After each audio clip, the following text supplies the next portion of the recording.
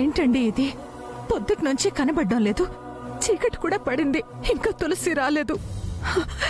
అదే నేను ఆలోచిస్తున్నాను. ఆలోచిస్తూ కూర్చుంటే వస్తుందా? మరి నన్నేం చేయమంటావు ప్రియా?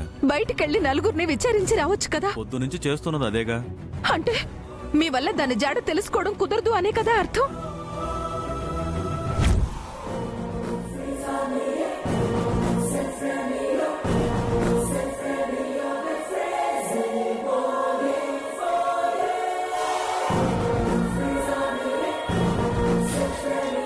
నేను నిన్నిప్పుడు ఏం అడిగాను? మీరు వెళ్ళి అర్జెంటుగా స్టేషన్కి వెళ్ళి కంప్లైంట్ ఇచ్చిరండి. స్టేషన్లో కంప్లైంటా? మీ వల్ల కావడం లేదు, అది ఇంకా రాలేదు, కనీసం ఎక్కడుందో కూడా తెలియడం లేదు. అలాంటప్పుడు కంప్లైంట్ కూడా ఇవ్వకుండా ఇలా ఏడుస్తూ కూర్చుందామంటారా? రేపు ఏమయ్యా సాంబయ్య, డిపార్ట్మెంట్ మనిషివి, నువ్వే ఇలాగ లేట్ చేస్తే ఎలాగా అంటే ఏమని సమాధానం చెప్తారు? నా మాట విని వెళ్ళి కంప్లైంట్ ఇచ్చిరండి. పరువు ప్రతిష్టల సంగతి తర్వాత, మనకి ముందు కూతురు ముఖ్యం.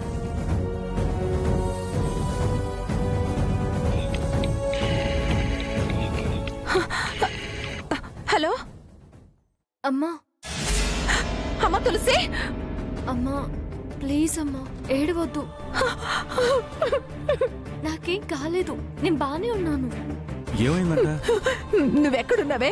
చీకటి పడుతోంది, ఇంకా ఇంటికి రాలేదేంటి? చూడు, నేను ఇప్పుడేమీ చెప్పలేను, తర్వాత అన్ని వివరంగా చెప్తాను. అసలు నువ్వెక్కడున్నావే? ఎప్పుడొస్తావు? నేను రావడానికి 2 రోజులు టైం పడుతుంది. 2 రోజులా? భయపడొద్దు ప్రియా, నేను క్షేమంగా ఉన్నాను, క్షేమంగా తిరిగి వస్తాను. నువ్వు ఏడవడం ఆపి నేను చెప్పేది పూర్తిగా విను. చూడు, ఆ దుర్గమ్మ 2 రోజుల్లో ఆదిత్య పెళ్లి చేయాలని చూస్తుంది. ఏంటి? ఆదిత్య పెళ్ళా? అబ్బా, ఊరికే టెన్షన్ పడుకు ప్రియా, అది జరగదు, పెట్టదు. ఆవిడ ప్రయత్నం ఏదో ఆవిడ చేస్తోంది. నేను ఆ ప్రయత్నం కోసమే 2 రోజులు బయటే ఉండాల్సి వస్తుంది. చూడు, నువ్వు అస్సలు టెన్షన్ పడద్దు ప్రియా, హ్యాపీగా వాళ్ళ ఇంటికెళ్ళు. వాడి పెళ్లి గురించి వరి అవుతున్నట్టు బయటపడద్దు. చక్కగా కలిసిపోయి దుర్గమ్మతో కలిసి అన్ని ముందుండి జరిపిస్తూ ఉండు. అసలు నువ్వేం మాట్లాడుతున్నావే? అన్ని కరెక్ట్ గానే మాట్లాడుతున్నాను. చెప్పింది చేయి, మిగతాది నాకు వదిలే. ఇదిగో ప్రియా, నువ్వు ఇంకొక పని చేయి. ఏం చేయమంటావు? ఈ నంబరు సేవ్ చేసుకో.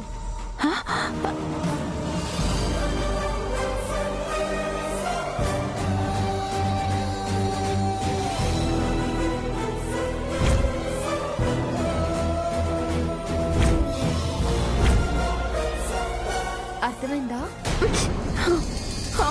అలాగే. సాంబయ్య ఉన్నాడా? ఉన్నారు. ఒకసారి ఫోన్ ఇవ్వు. ఏమండి? అమ్మా తులసి. సాంబయ్య, నువ్వు కంగారు పడకు, అమ్మకి ధైర్యం చెప్పు. చెప్పాల్సిందంతా అమ్మకి చెప్పాను, నాకు టైం లేదు, వచ్చాక మాట్లాడతాను, ఉంటాను. అమ్మా తులసి.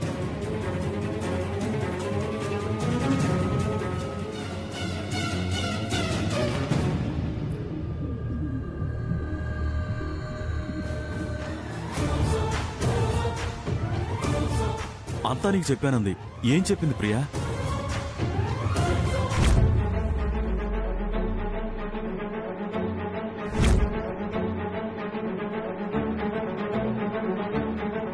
మంచి జీతం, మంచి జాబ్ ఇస్తాను.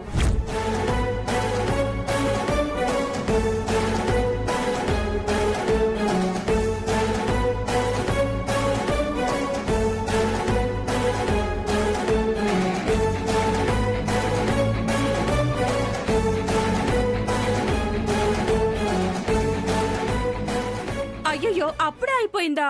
నెక్స్ట్ ప్రేమ సీరియల్ వస్తుంది, టీవీ కట్టేయద్దు. యాడ్స్ వస్తాయి, రానివ్వండి. అవి చూస్తేనే కదా ఏదేంటో తెలిసేది. ఈ లోపు చికెన్ జాయింట్స్, గ్రిల్ చికెన్ తెప్పించు. మా నాన్న ఈ సీరియల్ చూసేటప్పుడు మందు తాగుతూ చికెన్ తింటూ ఎంజాయ్ చేస్తాడు. నేను మాత్రం ముక్కలు చప్పరిస్తూ ప్రేమగా ప్రేమ సీరియల్ చూస్తాను. ఈ ప్రేమ కథ ఏంటంటే, నువ్వేం చెప్పొద్దు, ప్రేమ కథ నాకు తెలుసు. ఓ గుడ్, అయితే నువ్వు కూడా జీ తెలుగు ఫ్యాన్ అన్నమాట. మంచి టేస్ట్. Chicken chicken తెప్పించవా? అసలు నీ కంటికి నేను ఎలా కనిపిస్తున్నానే? మనసున్న మహారాణి లాగా, ఏదో రక్త సంబంధం ఉన్న మనిషిలాగా, ఈ ఇంటి బంగారు కోడల్లాగా. నాకు అసలు నువ్వు కిడ్నాపర్ లాగే కనిపించడం లేదు. ఓ మంచి. చాలు చాలు, ముందు సీరియల్ చూడు. మరి చికెన్ ఆన్లైన్ లో ఆర్డర్ ఇచ్చాలే. సూపర్. నీ ట్రీట్మెంట్ కి ఫిదా అయిపోయా. ఇది నాకు పుట్టేళ్ళలాగే ఉంది. అబ్బా ఆపమన్నాను కదా, ముందు సీరియల్ చూడు.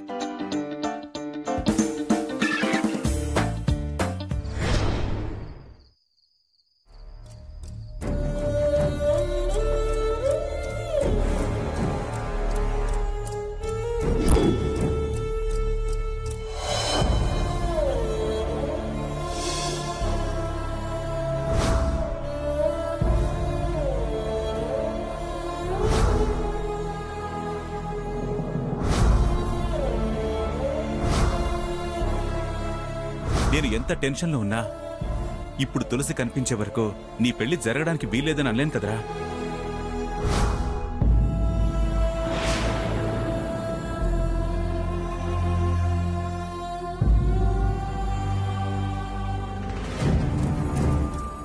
అప్పుడు వద్దన్నాను, తదాస్తు దేవతలు సరే అన్నారా?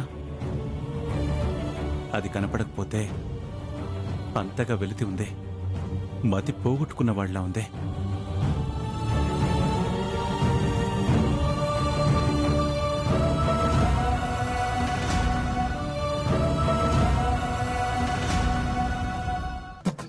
సరే సరే, dry fruit halwa. Dry dry ఒత్తు దీర్ఘమే. ఫ్రూట్ రావత్తు దీర్ఘవిలా. అయ్యో ఏంటి పిన్ని. సరే సరే, గుమ్మడికాయ హల్వా బాగుంటుంది కదా, అది కూడా రైట్.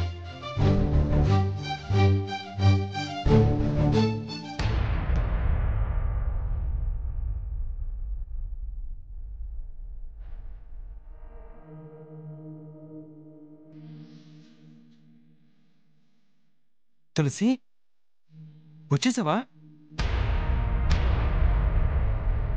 వచ్చేసావా తులసి?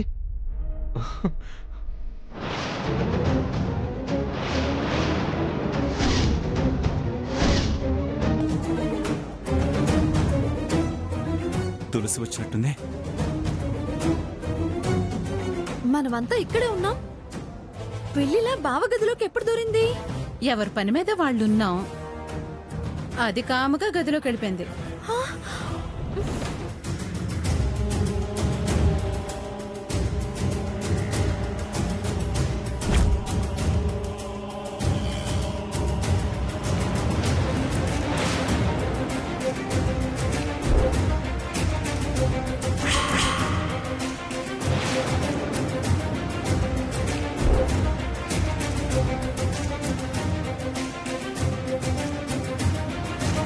ఎక్కడికి వెళ్ళావే?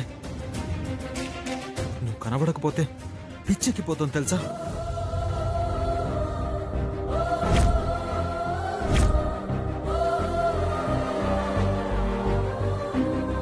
అరే వసే, అయినా నా మనసు నీకు ఎప్పుడో ఇచ్చేశాను కదే.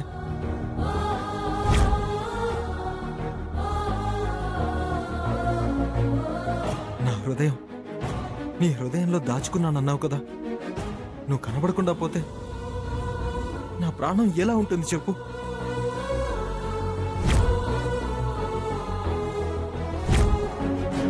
అరే అలాంటిది నువ్వు లేకుండా ఎలా బతకగలనే? నువ్వు లేని జీవితం అసలు ఊహించుకోవడానికి చాలా బాధగా ఉంది. అలాంటిది జీవితం అంతా భారంగా ఎలా బతకమంటావు? అయినా అయినా అయినా నాతో ఒక్క మాట కూడా చెప్పకుండా ఎక్కడికి వెళ్ళిపోతావు నువ్వు? నన్నేం చేద్దామని వెళ్ళిపోయావే? నా మీద ప్రేమ లేదా? జాలి లేదా? అయ్యో పాపం బావా అని అనిపించలేదా?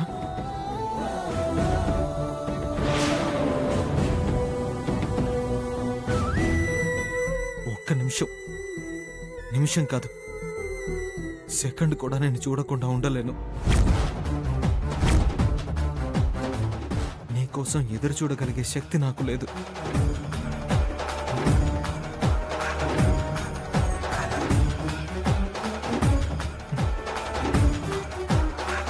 తులసి,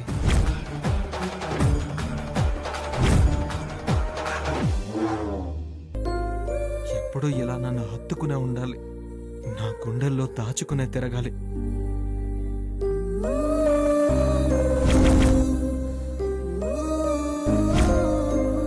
మనసున మనసై బ్రతుకున బ్రతుకై తోడు కరుండాలని, అదే భాగ్యము, అదే మోక్షము.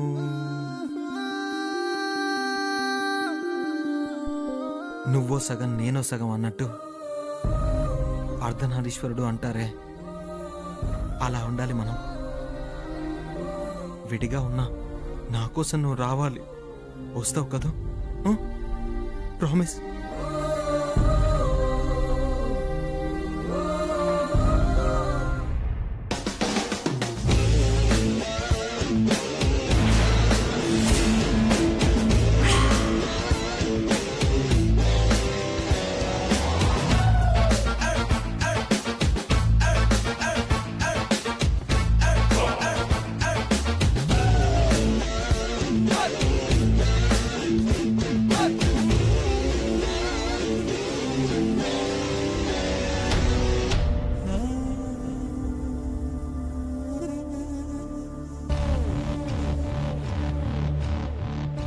ఎప్పుడు ఇలా చేయొద్దు, ఓకేనా?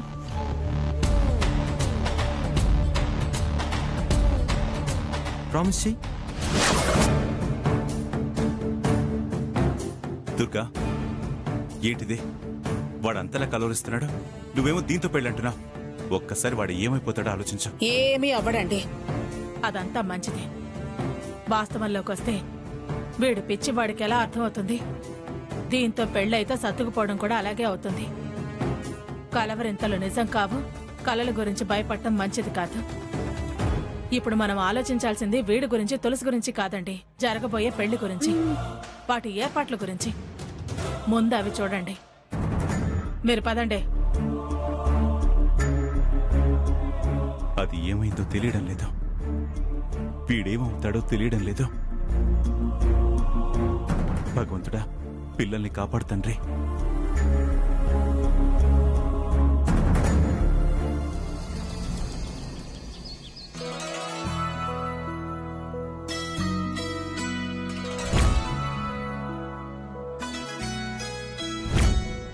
వదిన మా ఇంటికి వస్తుందేంటి?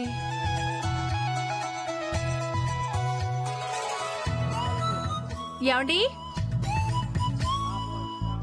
ఏమండి ఏమండి ఇట్రండి. కొడుకు పెళ్లి చేస్తూ ఆడపడుచును పిలవలేదనే చెడ్డ పేరు నాకెందుకు? ఎలాగో తన ఆత్మాభిమానం గల మనిషి, పిలిచినా రాదు. తను కన్న కలలు కలలవుతుంటే ఎలా వస్తుంది? ఆదిత్య పెళ్లి జరిగేది తన కూతురుతో కాదు కదా, ఎలా భరించగలుగుతుంది? పేరుకే పిలుపు, రాదనే నమ్మకం.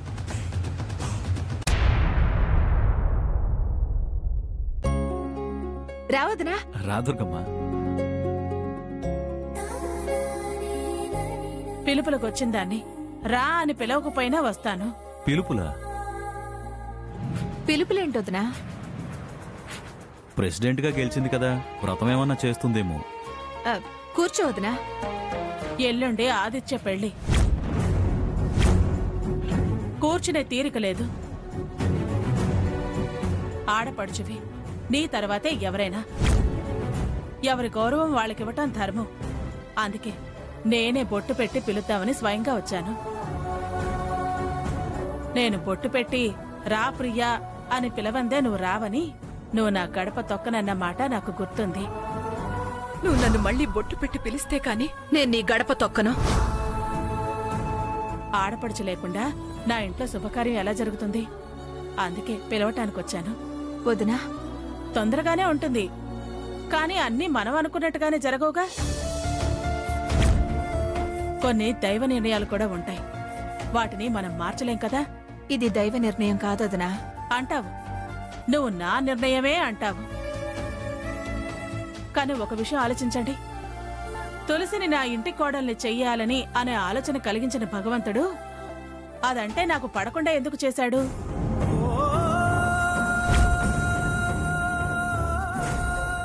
నా మనసులో అది నా కోడలైతే బావుండు అనే బుద్ధి నాకెందుకు పుట్టించలేదు? అందుకే ఏదైనా దైవ నిర్ణయం అనుకోవాల్సిందే. సాంబయ్య, ఏది జరిగినా అంతా మన మంచికే అన్నది ఆ భగవంతునిదే. అందుకే మనసులో ఏమీ పెట్టుకోవద్దు. ఇద్దరు తప్పకుండా పెళ్లికి రావాలి. నా పిలుపు చాలదు అంటే చెప్పండి, ఆయన కూడా పంపిస్తాను. ప్రియా, నువ్వే ముందుండి అన్ని పనులు జరిపించాలి. మళ్ళీ గుర్తు చేసి బొట్టు పెట్టి మరీ పిలుస్తున్నాను. ఎల్లుండి ఆదిత్య పెళ్లి, మీరంతా తప్పకుండా రావాలి. తాంబూలాలు అందుకోవాలి. వాణ్ణి పెళ్లి కొడుకుని నువ్వే చెయ్యాలి. ముందే రావాలి ప్రియా. వెళ్ళొస్తాను.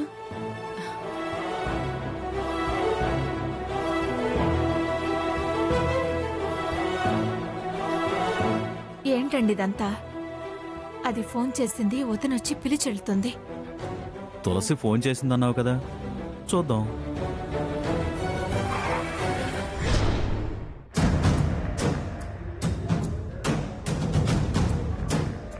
ఇదేంటే సత్యవతి, దుర్గమ్మ నీటుగా రెడీ అయ్యి కుంకుమరిని పట్టుకుని ఆ తులసి ఇంటికి వెళ్లి ప్రియకి బొట్టు పెట్టి పిలవడం ఏంటి? నాకేమీ అర్థం కావడం లేదే.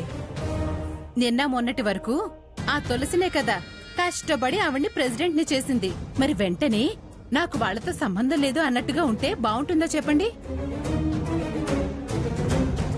పైగా ఆ తులసి కూడా కనిపించడం లేదు. అందుకని ఏదో అందరింటికి వెళ్ళినట్టే వెళ్ళి బొట్టు పెట్టి పిలిచుంటుంది. అయినా బొట్టు పెట్టి పిలిచినంత మాత్రాన ప్రియ వస్తుందా ఏంటి? అంత తేలిగ్గా వచ్చే రకం కాదు. పిల్లల చిన్నప్పుడెప్పుడో ఈ ఇంట్లోంచి వెళ్ళిపోయేటప్పుడు నువ్వు బొట్టు పెట్టి పిలిస్తేనే కాని తిరిగి ఇంటి గడప తొక్కను అంది. అన్నట్టుగానే మళ్ళీ ఇప్పటి వరకు ఈ ఇంటి గడపలో అడుగు పెట్టలేదు. దాదాపు 18 ఏళ్లయింది. ఇప్పుడు దుర్గమ్మక్క రెడీ అయ్యి బొట్టు పెట్టి నా కొడుకు పెళ్లి రామ్మా అనగానే వచ్చేస్తుందా? ప్రియ ఒంట్లో ఉంది ఈ ఇంటి రక్తమే. బావగారుకున్నంత పౌరుషమే ఆ ప్రియకు కూడా ఉంటుంది. ఎంతైనా రక్త సంబంధం కదా. చూడ్డానికి వేరువేరుగా ఉన్నా ఇద్దరూ ఒకే తల్లి కడుపున పుట్టిన వాళ్ళు. నువ్వు చెప్పింది నిజమే. వాళ్ల పౌరుషమే ఇప్పుడు తులసికొచ్చింది. అంటే పందాలు కట్టడం, శపథాలు చేయటం, అది సమయానికి లేకపోవడమే మంచిదైంది. ఉండుంటే నా భావం దానికిచ్చి ఎలా పెళ్లి చేస్తావు, ఈ పెళ్లి ఎలా జరుగుతుందో నేను చూస్తానని దుర్గను రెచ్చగొట్టి శపథాలు చేసేది. ఈవిడ రెచ్చిపోయేది. అది కాస్త నా మనవరాలి మెడకు తాళి పడకుండా అడ్డుపడేది. దుర్గ మాట నిలబెట్టుకోవటం కోసమైనా నా మనవరాలతో ఆదిత్యకు పెళ్లి చేస్తుంది. నా మనవరాలి పెళ్లికి ఎటువంటి ఆటంకాలు లేవు. ఇంకా అంతా సంతోషంగానే జరిగిపోతుంది. అబ్బా, నీ మాట విన్నాక నాకు బోలెడంత ధైర్యం వచ్చేసింది నానమ్మా. చిన్నత్తయ్య, నువ్వు చెప్పింది కరెక్టే.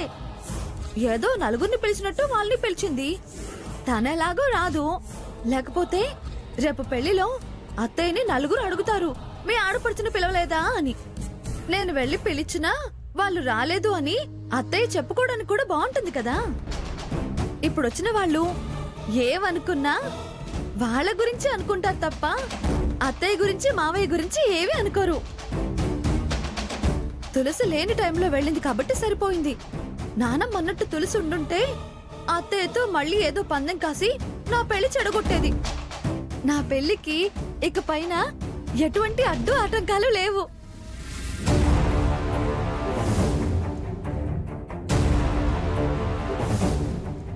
నా తల్లి నా బంగారు తల్లి.